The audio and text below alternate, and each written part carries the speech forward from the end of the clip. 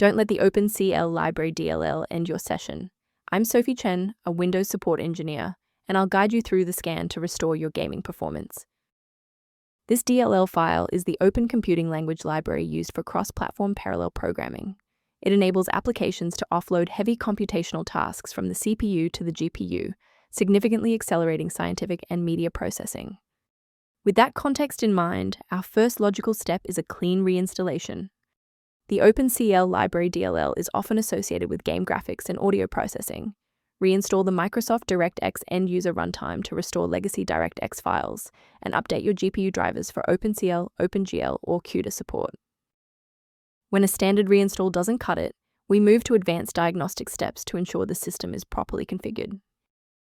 A full system restart clears the temporary memory cache and allows Windows to attempt a fresh initialization of all required libraries, including the Opencl library.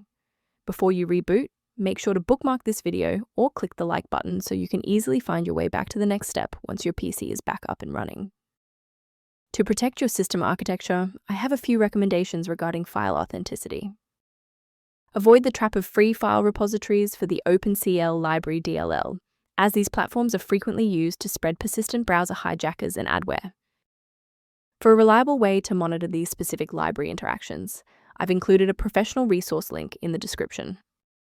Don't let registry clutter and the Opencl library inconsistencies impact your system stability. Access the maintenance tool below to return to peak configuration. If you've regained access to graphics driver, GPU, thanks to this guide, a like and a subscription really helps us continue producing these verified technical fixes.